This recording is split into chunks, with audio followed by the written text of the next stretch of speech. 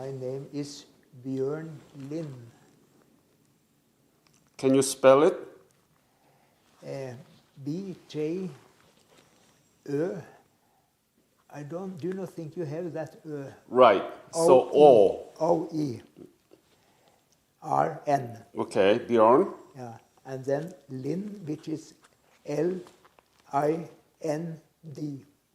That's your last name. Yeah, that's my last name. Okay. And can you just uphold a little bit? Yes, that's better. That's better, so that we can have all your face. And how old are you today? I am 99 years old in 14 days. 13 days? Yeah. That is the 4th of October. I am 99 years old. So you were born in 1920. 1920. Yeah. You are the legend. And you don't really, to be honest with you, you don't look like a 99-year-old. No, but I feel like it. Wow. My legs, at least, feel like close to 100 years. Yeah, all parts of our body, warranty expiring. But what is the secret that you've been maintaining good health? That's just luck. Come on, please share some secret. Good fortune, no. Do you drink? Yes, my father was 91, my grandfather was 99. So it's in the DNA. It's in yes. But you regularly exercise? Not anymore. You used to? Yes, but I was not a professional. I was just amateur. Amateur? Amateur, yeah. Mm-hmm. Anything you specially eating? No. Not? No. You eat everything? Everything, yes. Hey, next year is going to be 70th anniversary of the Korean War, as I mentioned. Yeah. So you're going to celebrate 100 years. Yes. And then also we all together celebrate and commemorate 70th anniversary. Yeah. The war that you fought for. So Yeah. that's great. Yeah. Where were you born? In Oslo. Oslo. Yeah. So tell me about your family background when you were growing up. Yes. Your parents and your siblings, brothers and sisters, if there were any. No. No? You were the only child? No, I had one brother, and he died nearly 20 years ago. Uh-huh. Yeah. He was my younger brother. How about your parents? My parents, my father, he worked at an electrical bureau. Mm-hmm. He had not a leading role. He had in the middle of the... And we lived in a small apartment. Unfortunately, my father, he smoked nearly day and night. And that has... the result is that my legs are smoker's legs. Oh. Yes. And I think he would have been rather... He would have disliked it very much if he had known that this was the result of his smoking. I'm so sorry. Yeah. But he lived until 91, right? I mean, he was 91 years old. Yes. So if he didn't smoke, he could have lived longer or shorter? Who knows? But at last his legs were...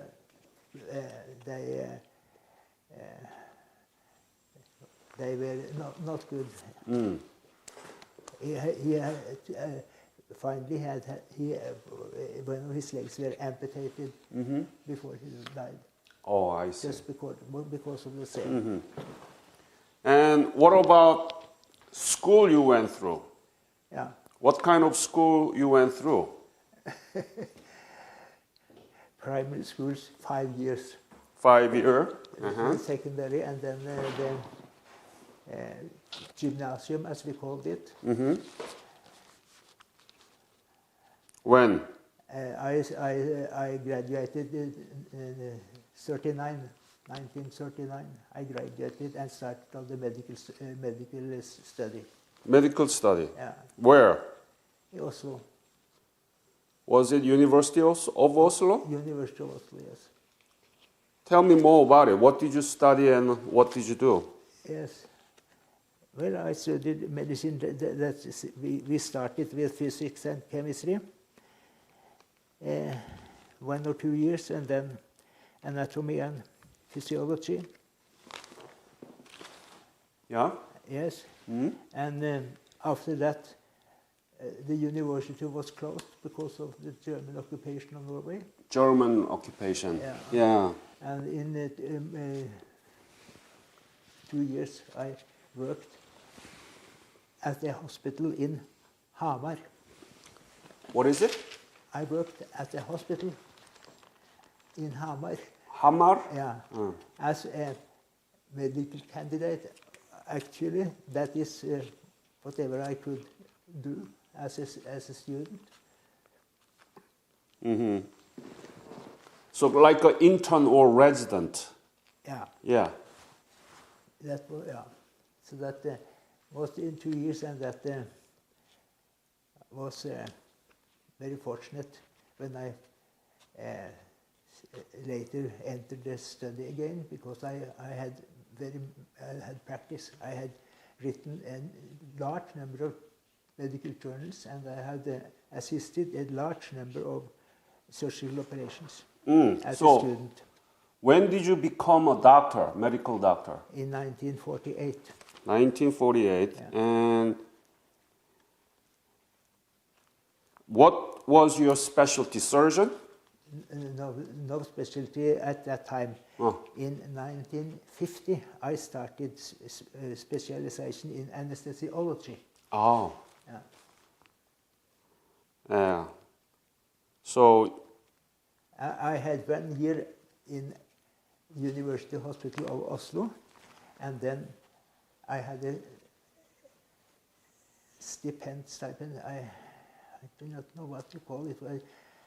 I had the opportunity to study 1 year in Copenhagen.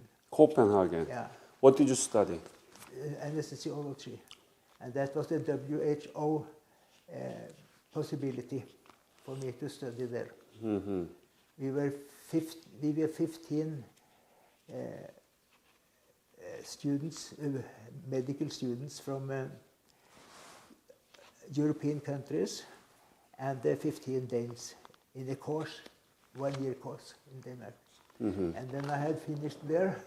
Then this Korean War had started, and there were no anesthesiologists in Oslo or in Norway. We were only 10 at all in all Norway. There were none that had the possibility of joining the.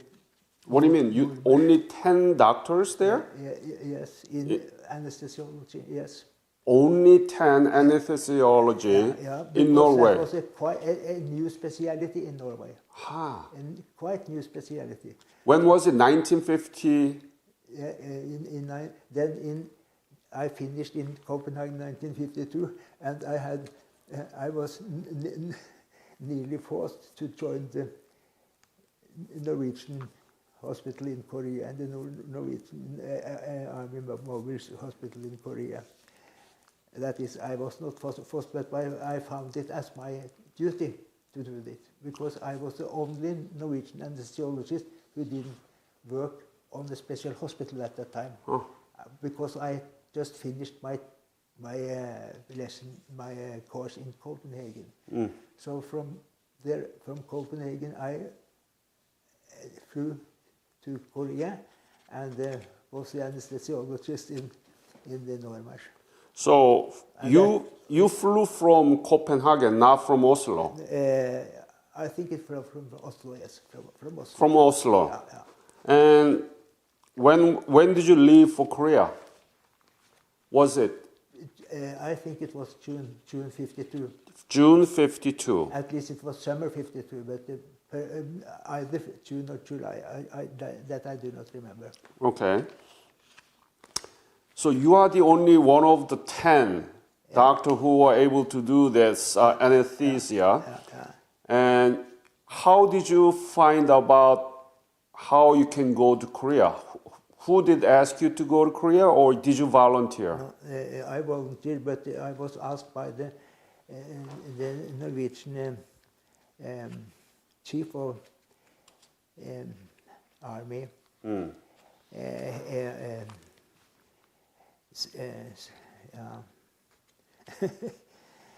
the health service. So Norway Army asked you to go to Korea. Yeah, yes. Uh-huh. Yeah. That's how you went up. Yeah. And you didn't refuse. You wanted to go. Yes. Mm-hmm. You were not afraid? I was not afraid, but I thought that I had too short education to participate in a war zone. Yeah. Yeah. You were a doctor. I mean, many of the male... Yes, but my specialty was only 2 years. Right. Yeah. But most of the nurse, they went to Korea without knowing much about how to do health medically. I don't think that was the case for the Norwegian nurses. They were specially selected. So before you finished gymnasium and then you went to University of Oslo, you were educated in Copenhagen. Yeah. Did you know anything about Korea at the time? No. Nothing? Nothing. Ah. And so school didn't teach you anything about it? Except there had been some skaters, some very good Korean skaters. What do you mean? What is that? Oh, you mean skate? Yes, yeah. Huh. Some Korean skaters I had heard about. Because you see that sport is very, very wide in Norway. I think they were from North Korea, but that was before the war, of course. I see. Yeah. So, when you decide to go to Korea, did your parents say anything about it? No. No. So you were independent? Yeah. Okay. Yeah. I was actually, I think I was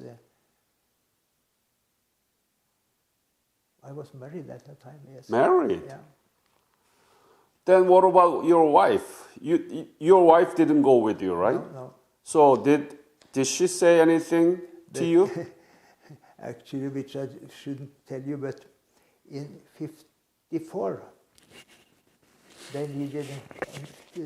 they again need an anesthesiologist. And I said, I go at the second time if I may bring my wife as a nurse, because she was a nurse. Ah. So she has been in Korea too, but she died 20 years ago. I'm sorry? She died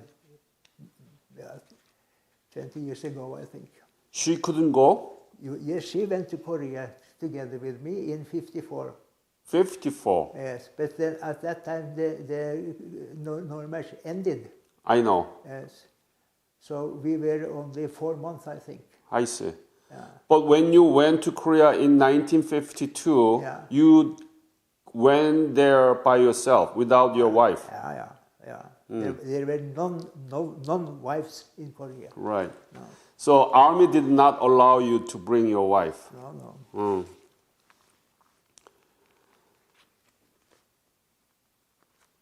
And when did you arrive in Korea? Yeah. Do you remember? No. Only that it was the summer 52. Summer 52. Yeah. And was it in the Gimpo airport? It was, we landed in Japan and went by another plane to, I do not know which airport it was now. Cannot remember that. And then you went up to Dongducheon or Uijeongbu? Yeah. Was it Dongducheon?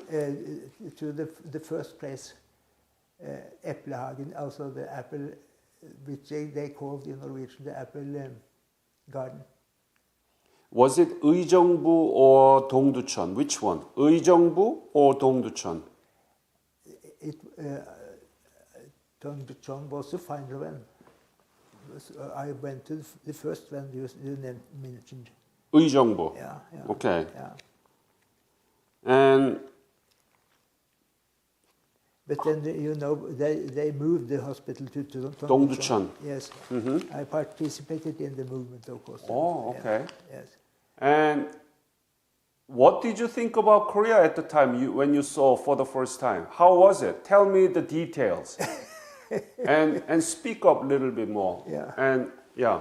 It was very much destroyed by bombs, by gunfire, artillery. Where we had our camp in Dongducheon, nearby there had been a small town, 20,000 inhabitants, and all that we could see was some fire, some chimneys. Some chimneys, that was all that was left. Was totally destroyed. Totally flat. Yeah, totally flat. Some chimneys was all that we could see, and it had been 20 inhabitants there. Uh-huh. What were you thinking when you see it for the first time? You didn't know anything about Korea. No. Honestly, what were you thinking about?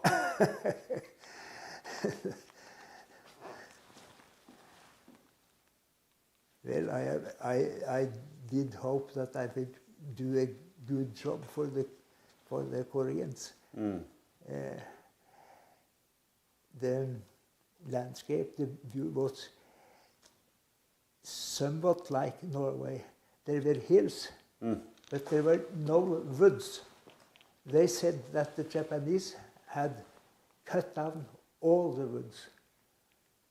So it didn't exist any woods in Korea at that time. And also a lot of bombing. Yes. Oh, yeah. So when you joined the Normesh in Dongducheon, 의정부 first, how do they treat you? Did they welcome you or what happened? Yes.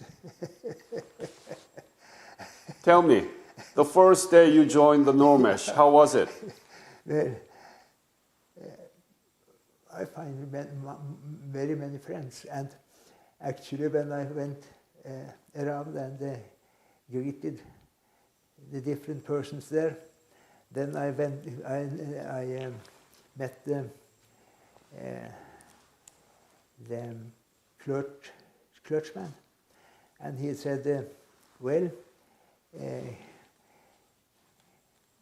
nice to meet you, Dr. Lind. It's the third time you are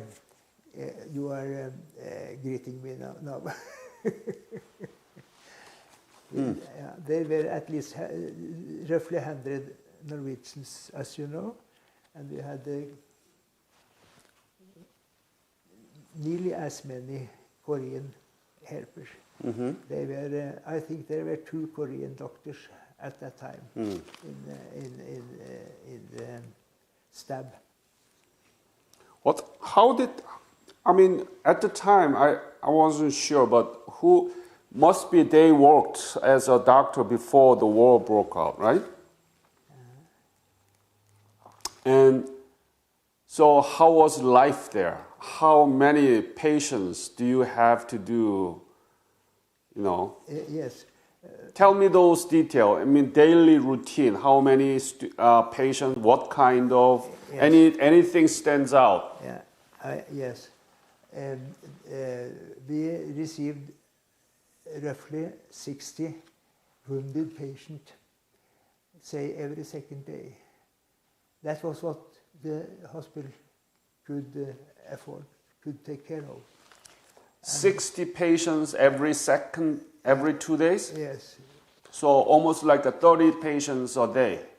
You see, that depended on the fighting, because there was fighting about several hills, and when the Chinese bombarded the hill, then then nothing was left. And the next time the Allied did the same. Yep.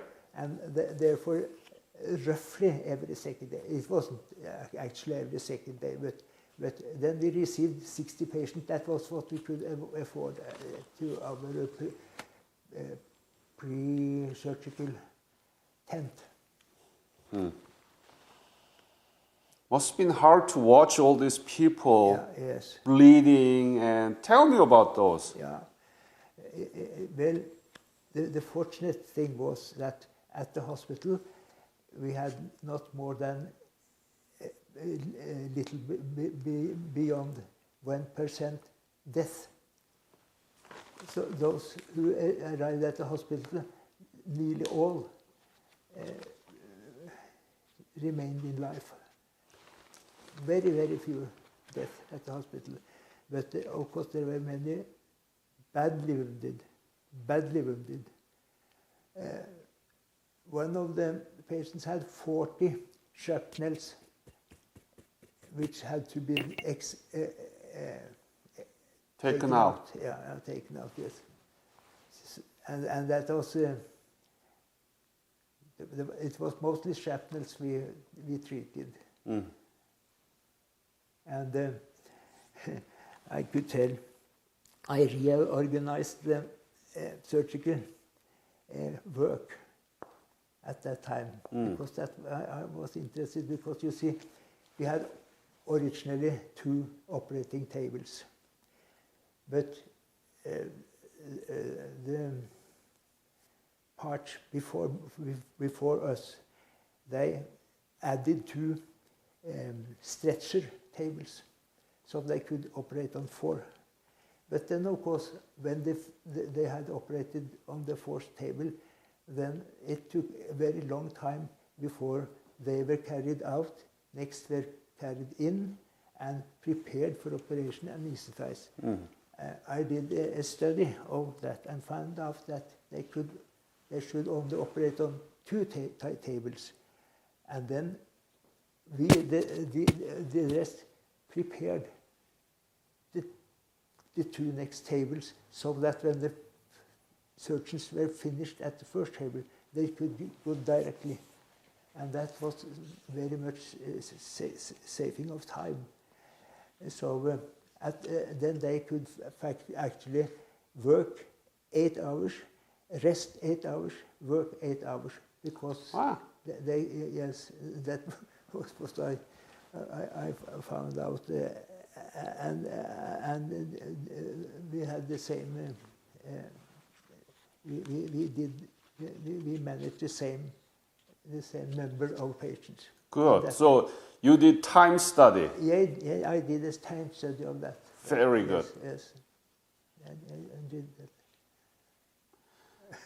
How about facility there? Was it good enough? Was it clean enough? Or please tell me about the like a hospital tent and how you did it, what kind of equipment you had, all these things, please. Yeah. And please a little bit speak up a little bit more. Yeah. One should believe that the tented operation room wasn't as good, but it worked very well, actually. And we had all the equipment we needed. That was the American equipment we had. Of course, we had the American uniforms and American tents too. Everything was from America. We were part of the 8th Army. 8th Army. Yes. And the floor was sand. Right. But that didn't make, we had very few infections. Very, very little. That was no problems. So I think it worked as well as on civil hospitals. And all the personnel was very dedicated, very, very dedicated So when they, I mean, they were cooks, they were military personnel, and they were helping all the time. And the cooks, they made food all the night. So we were very well taken care of, much better than in the civilian hospital. Oh, Yes, that's pretty good. yes, it was very good.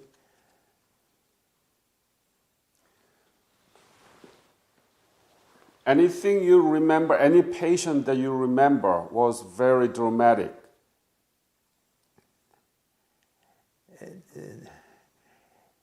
Well, as you may have read, there was one patient which Dr. Hjort treated. Dr. who? Dr. Hjort. Hjort? Yes, he was a consultant surgeon. He was a leading surgeon, actually, which had a very large bleeding.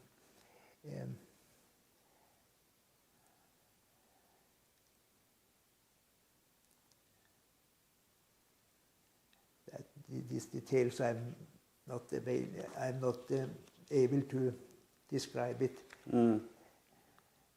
But at least he saved his life, and his father wrote a letter to the King of Norway. I'm sorry? The father of the patient wrote a letter to the King of Norway and thanked for he had saved his son. Aha. So that was a very special patient. I see. Yes, but I cannot describe exactly the wound and the way he saved it. But it's described in a book of Pedersen concerning the Korean War.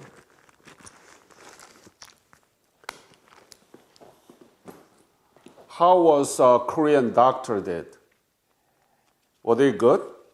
Yes, they did a good job, yes. I think the one had the outpatients.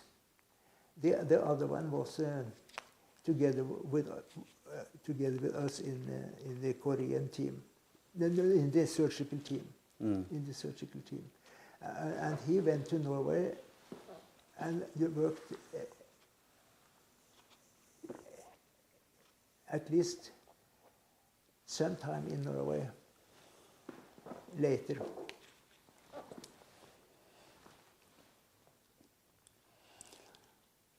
How was the what was your rank at the time? Captain. Captain? Yes. So you became the captain? Yes. From the very beginning? Yes, yes. Yes. Because I was a specialized. The main were a lieutenant. Lieutenant. Yeah. And so the young doctors who had served in Germany, actually, after the war, we had an army in Germany. yes. And the young doctors, they came from Germany. And they were lieutenants. And so you were paid by the U.S. military or by the Norwegian government? Finally, the Norway paid Norway? for it all, yes. How much was it? Now, you see, our fee there were not compared to what the physicians earned in Norway. Exactly, yeah. Must be very small. It was what the people in the army earned. I was paid as a captain in the army. I see. Yes. So no more special treatment for doctors? No. Oh, that's not good. No. Were you able to write letter back to your Yes. wife? Yes. And the letters to the personnel in Korea was very, very, very taken, was very, we wanted it very much, very, very much. Mm-hmm. That was the top of the day. Do you still keep those letters you have No. written? No. That's Some do it, but I haven't done it. you don't have it now. No. No. Okay, so did you go back to Norway to Yes. bring your wife? You said that your wife came to Korea 1954. No. You see, I was there half a year. That was the period we had to serve. Right. And then? And then I went to England for my further specialization. When did you leave Korea? At the end of the year 52. 52. Yeah. And then did you come back to Korea again? Yes, in 54. When early 54 or when? I think that was summer 54. And you came with your wife? Then I came with my wife. Huh. So your wife is also Normesh. Yes, What's her name? Randi, Could you spell it? Randi. Randy. Yeah, So Randy Lind. yeah, Okay. yeah, And she was already nurse, right? yeah, yes. So she must be one of the most professional nurse there. Yes, she was professional nurse, yes. So did you live together then? You sleep together? Yes, we did. We had one tent together, the two of us. That's very special. Yes, it was very special. None of the Americans had the opportunity to bring wives. So everybody should have been very envious and jealous of you. Yeah, Huh. yeah. So how was it? How was it like to be with your wife and serving as a Normesh there? She had her own job, of course.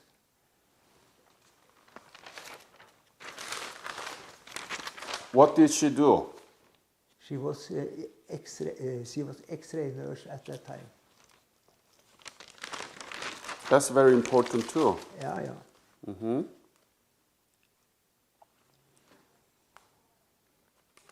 And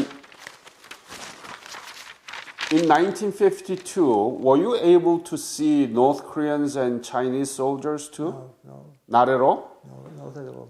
Not at But all. I know that There there were are very, very, very few penetrators. very, very what?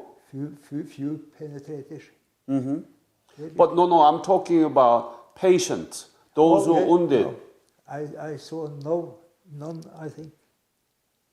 But altogether, more than 100 Chinese and North Korean soldiers being treated by the Normesh. Yes. But you haven't seen them. I cannot remember, at least, that I have seen when some. So mostly the patients were American or British Commonwealth? Who were they? Or to Korean. Very many Korean. But that was after the armistice, right? No. That was during the war. After the armistice, there were several American patients, but mostly Korean civilian patients. Right after the war. Yeah. But even during the war, you treated a lot of Korean patients? Yes. If there was a stop in the fighting, so the hospital was more or less empty, then we had the possibility to admit Korean patients up to 40% of the beds. 40%? Yeah. Okay. And the patients, they were carried to the hospital by relatives in their, By A-frame? Yes. And they are not soldiers, but Korean civilian? Yes. Mm-hmm. Korean civilians. What was the most case? Like a disease or is it broken bones? What was it? Some had been hurt by my mines, of course, but it was. You see, I was the anesthesiologist. I had nothing to do with actual surgery. Except surgery, yeah. And few of the civilians needed surgery. Mm-hmm. Were you able to visit Seoul when you were there? Yes, yes. How was it, Seoul? Very badly hurt by the war. Very badly hurt by the war. Mm. Nearly no windows not broken. And so when did you leave Korea with your wife? Did you leave Korea with wife together, right? Yeah. When did you leave? Yeah, that was in 54. 54, end of 54. I think it was November 54. Mm-hmm. And have you been back to Korea then since then? Yes. When? I think it was 5 years ago.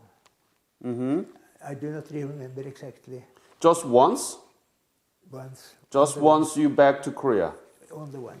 In And the Koreans took very, very well care of us. Fantastic. This watch is a present from Korea. Mm. And I had several other very nice presents, and we were shown many interesting sights and shows, and we had nice hotels, good food, and we have taken very, very, very well care of during that visit. Did you like it? Yes, I liked it. Mm. And at that time I had my new wife with me. Your new wife? Yeah, so I brought a person with me. We were paid for too. And we had a very, very nice time in Korea. And Korea takes very, very well care of their veterans. Mm. Very, very well. So when you went back to Korea in 2014, and when you saw Seoul, how did it different? How did it look different? Tell me the details, because Yes. the children in the school, they don't have any idea about this transformation from Seoul in 1950s to 21st century. Yes. You know, in 52, Korea was a very backward nation. As I can tell you that in the agriculture, they produced rice, but also their cows, they did not produce milk. They were only used for drawing. Yep. So, and when we went back in as you say in 2014, then Seoul was a very modern and large city, impressing, very, very. So that was a very, very large difference. Unbelievable, actually, for us who had seen it in the 50s. Yeah. You see, when I left Korea, then when the personnel asked me, what's the future of South Korea? And that I didn't like to answer because it looked so very, very poor and bad. And I can tell you that the Korean boys who worked at X-ray, they were given when we left the X-ray films. And that was a fortune because they could sell it as windows. Mm-hmm. So you see, it was, the minerals and the coal was, everything was in North Korea. in South Korea was only this Right. agriculture, Mm-hmm.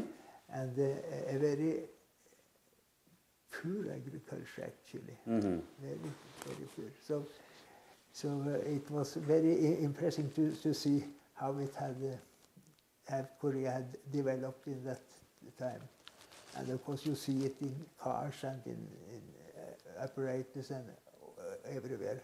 Mm. Korea is a nation well off. And I cannot,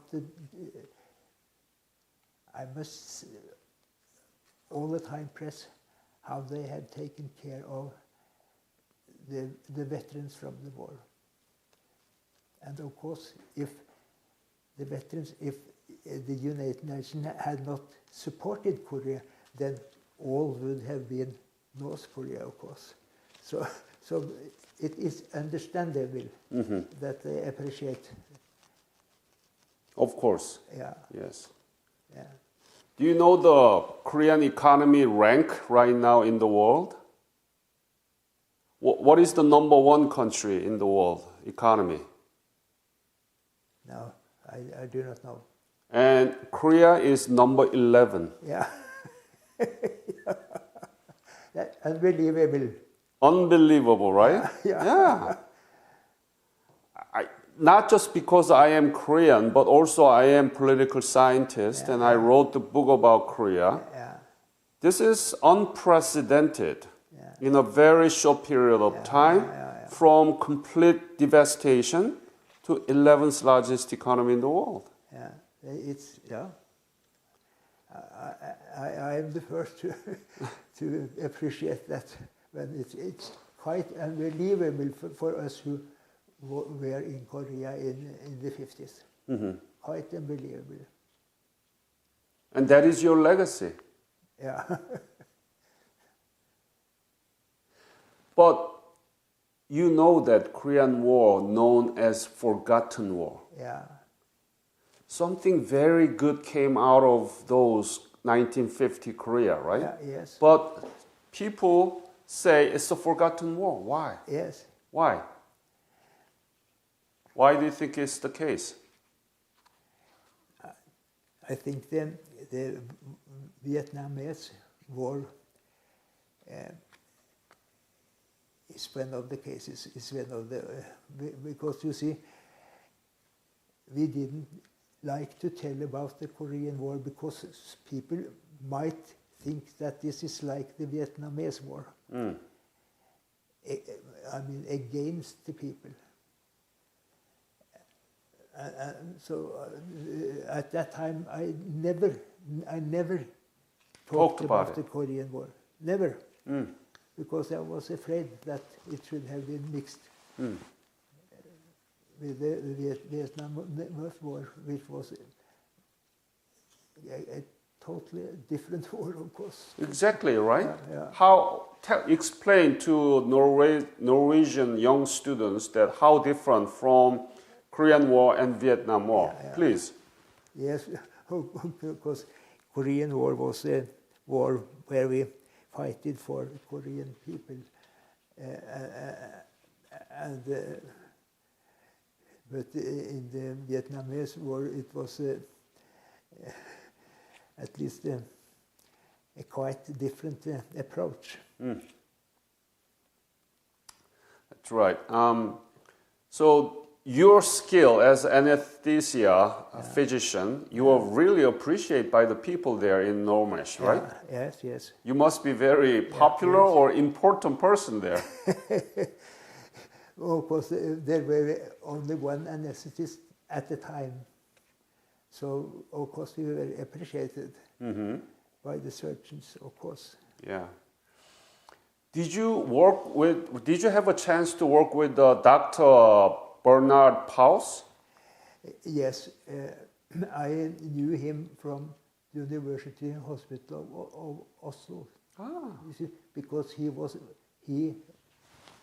there when I specialized, when I worked 1 year at the University Hospital of Oslo. Then he was a doctor at that time. at the same place. Yeah. So I knew him from before. Uh-huh. Yeah. And did you meet him in Normesh? No. No. No. Okay. Any other dangerous moments during your service there? No. The fortunate thing was that the Chinese or the North Koreans, they did not flew above the borderline because they were afraid of being shot down. So therefore we were never bombarded. Never bombarded. Never bombarded. It was dark at the night, of course. We had no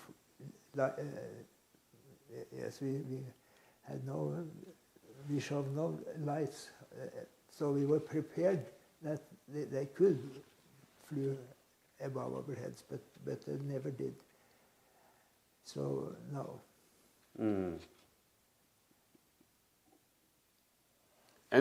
What was the most difficult thing during your service in Korea?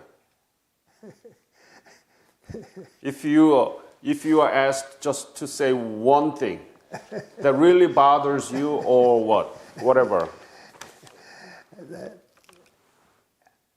Actually, nothing bothered me very much, but of course, for instance, drinking water was very, very chlorinated. To bring enough water, they had to use the rivers, and then they had to chlorinize it because to prevent infections. Mm-hmm. And in the Korean homes, there were infections very often. Yeah. Yeah. Because they drank infected water. So they had special diseases actually because of that. But I do not know the names of those, so I cannot tell you more about it. I see. No. I do not have any. I have only good memories from Normesh and my work in Korea. And of course, if we had spare time, then we walked around in the countryside. Only on roads or paths, of course, because outside there might be mines. Mines, yeah. Mm-hmm. So we were very, we knew very well to be aware of that danger. Mm-hmm. But we had many tours in the countryside. Mm-hmm. Yeah. You told me that there is only 1% death rate out of the hospital. That's amazing, isn't it? It is. During the war, especially. Yes, it was. So you guys must be very good. Yeah, yeah. We had the patients directly from the first aid stations. And there, of course, there was very little higher death rate, 4%, I think. Mm-hmm. And from there, they went directly to our hospital, and we had them only mostly 3 days. Then they were evacuated to evacuations hospital further south in Korea. Further south. For instance, a Swedish hospital in Busan. Mm-hmm. Have you been to Swedish? No. Yes, I visited the Swedish hospital too. You've been there? Yes, I visited that hospital too. Ah. Yeah. What did you do there? No, I just visiting. Only a visit, yes. How was it? Yeah, yes, that was a large, normal hospital, of course. And then the Swedes, they visited Normesh. I think they had the opportunity once during their stay in Korea to visit the Norwegian, and then they went to Panmunjom. That was what they were allowed to during their stay at the Swedish hospital to visit Panmunjom once. And I visited Panmunjom, of course, Yeah. too. But Sweden hospital was in Busan, which is not in the front line. No. So it's not that danger, and No. they didn't treat much of the wounded soldier. They got the wounded soldiers to make the secondary primary suture, I think. I see. But mostly Korean people they treated, right? No, both Korean and American and wounded personnel. Okay. Yeah. So when they visited Normesh in the front line, they saw how you guys doing, and it's completely different situation, right? Yes, yes. What do they say about it? No, well, for once, that's the only time the Norwegians have taken the right choice to have a field hospital and not an evacuation hospital. That's the only time we have done it better than the Swedes. I see. Have you sent a patient to Jutlandia, the Danish hospital ship? Do you know? Yeah. Denmark sent yes, Jutlandia. Yes, that was a very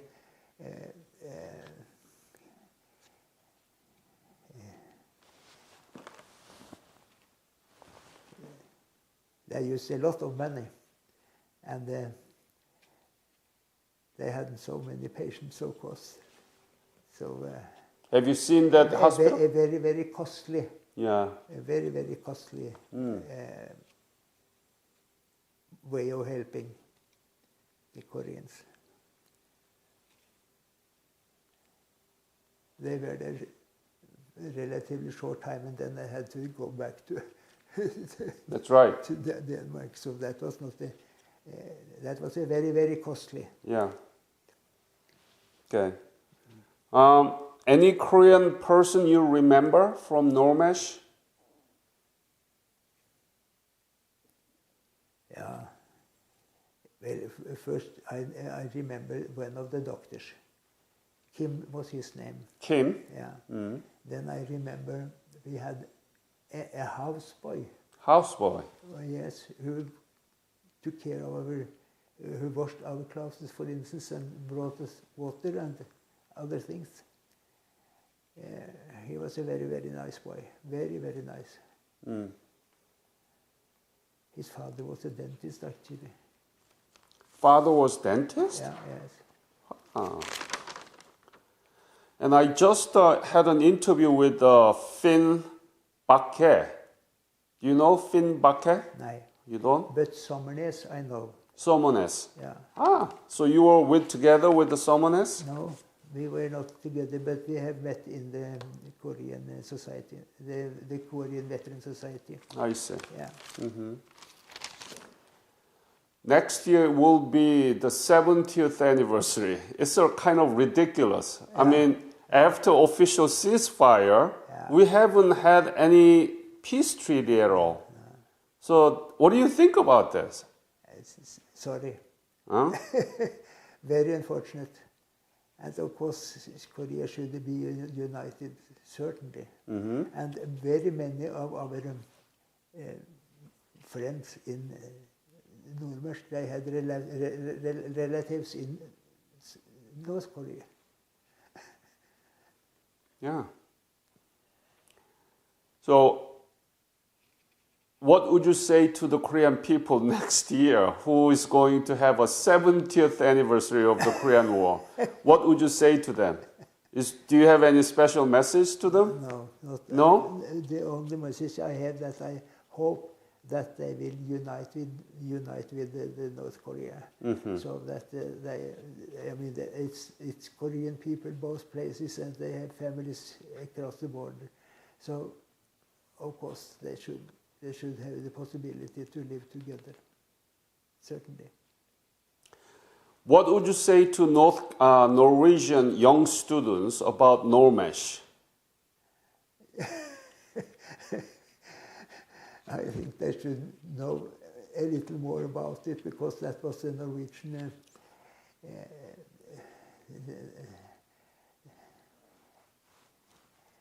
Norwegian did, they gave good help to a nation which have shown to be worth it. Mm-hmm. So are you proud to be a Normesh member? Yes, I am. And unfortunately, it's very few alive at the time, being, or at least at the doctors, because they were, of course, 20 years older than the rest of the personnel. So Dommersnes and the other personnel, of course, they are much younger and will live more and be veterans more. But the physicians who worked in Korea, they are not very, very few alive today. Mm-hmm. Very few.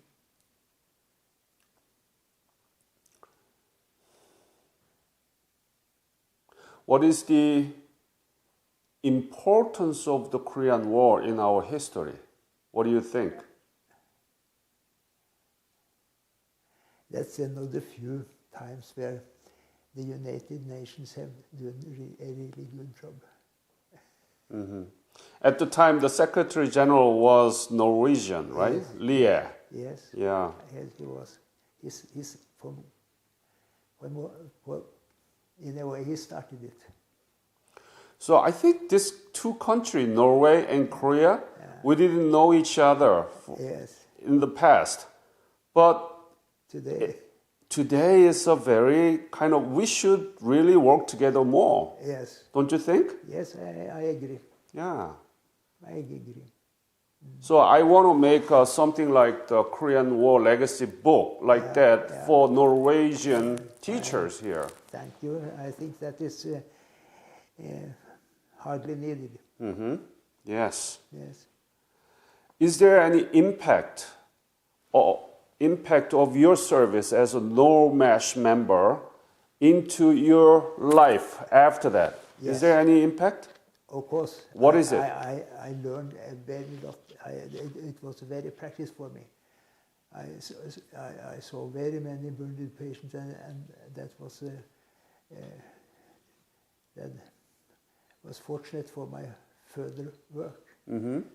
So I think I earned much from that stay, from my time in Normesh. Mm-hmm. Any other story you remember to share with us? Please. No. It is 70 years ago, as you know. So I do not remember any special thing.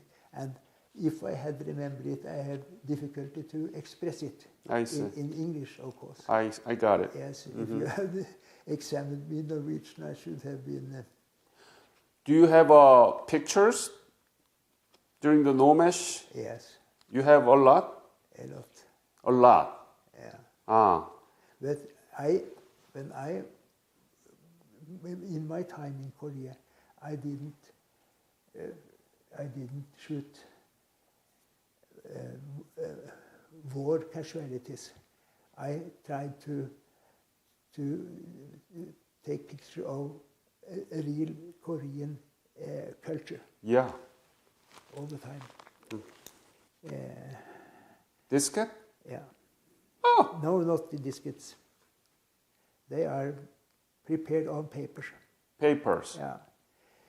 My color picture are in a metallic box, in a box. As a slide? As slides. I see. Yeah. Okay. I'll try to find a way to scan those things, okay? So I'll find the person and visit you and somehow scan it. Somehow, let's do that. I live outside Oslo, Lørenskog, which is close to Oslo. Mm-hmm.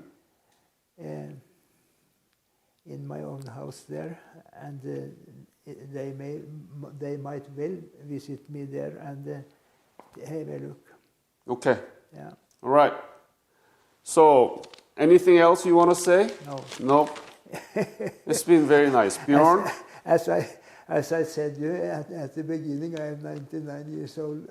I do not think you will have much help of this interview. No, you gave me a lot of good stories and information about the Normesh. And Bjorn, Mr. Lind, I want to thank you on behalf of Korean Nation for your service, and you saved a lot of people during the war. So you did very good job, and I wish you healthy longevity. Yeah, okay? Thank you. So if I come next, I want to have a food with you together. I hope that you are not too much disappointed. No. I am honored to meet you, sir. Yeah. Thank you. You are honored, but how much you will benefit from it, I do not know. It's not for the benefit, but thank you. Yeah.